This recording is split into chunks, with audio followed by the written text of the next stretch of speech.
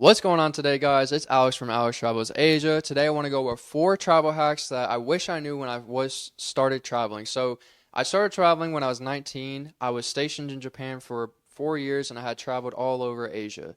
So, I'm going to go right into hack number one, and that's going to be visas, passports, and pre-screening the country. So, if you're watching this video and don't have a passport, go get your passport. There's so many people that want to travel, but they just don't do the jump and take to get their passport. Like, just get your passport. Second is going to be visas. So, in when you travel to a country, if you have an American passport, you're going to want to look at the countries that you go to. So, when I went to Vietnam, I knew I had to do an electronic visa prior to getting there. So, it took about 2 weeks and it was about $25.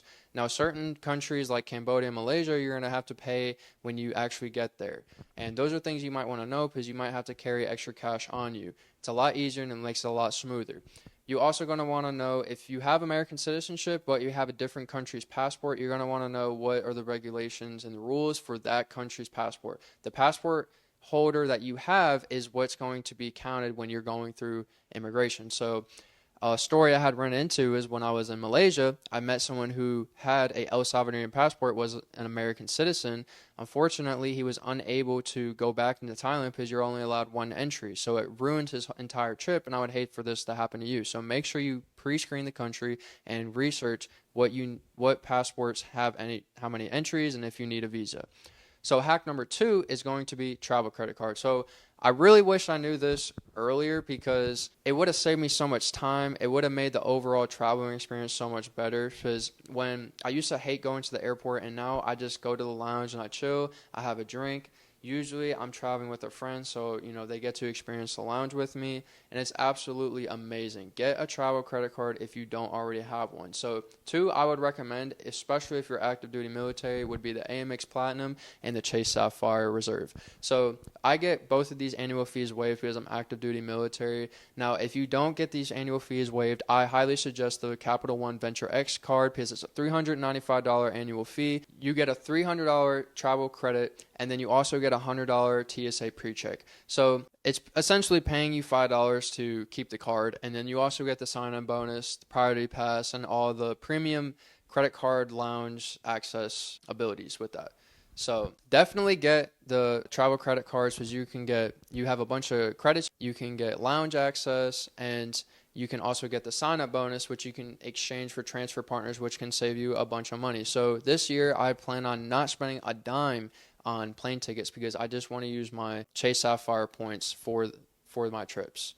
So hack number three is going to be transport, Google Flights, and then Google Hotels. So when I book a hotel, I usually just use Google Maps and just search hotels for the stays I'm doing if I'm traveling by myself. Now, if I'm traveling with a group of people, I will get an Airbnb because it is a lot cheaper and the overall experience is a lot better. I recently went to Thailand. Me and my buddy had an Airbnb, and it was an excellent experience. I highly suggest it. Now, most of the hotels you're going to find, when I usually find about a week or two of, they're decently priced. If you try to find the night of, it's probably going to be a little bit expensive.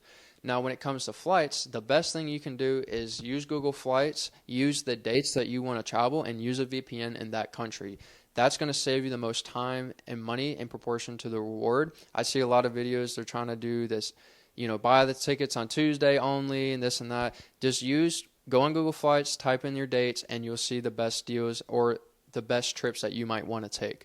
Now, the last thing is going to be transport. I have a rule. I try not to take taxis. I try to use a Grab or Uber, and then above that would be the public transportation if that is applicable. So in Japan, the public transportation is absolutely amazing. I highly recommend it. If you're in Thailand, it's not so great, but I like taking Grab, and this way I can get dropped off specifically in the location I want to get to. Now, if you're in Japan, I highly suggest not even taking a taxi because it's so expensive, but the trains are so good. Usually that's how it works. If the public transportation is really good, the private transportation is probably going to be bad and vice versa. Now, hack number four. Hack number four is make that jump. Make that jump in the cold water. Go in the deep end. I see a lot of people that do get their passport, already have their passport. They want to wait for their friends to travel. They want to wait during winter. They want to wait during that time. As long as you have leave saved up with your employer, I suggest you book that flight, you make that trip happen right now. Because what's going to happen is you're going to have for travel fear, like where you're not going to want to take that jump. You definitely want to take that jump. When I first started traveling by myself, I took a month of leave off, and it was kind of terrifying. I couldn't sleep the night before because I was like, what if I get abducted? What if I go here or something happens, you know? I was so nervous, but it was one of the greatest experiences I had ever had.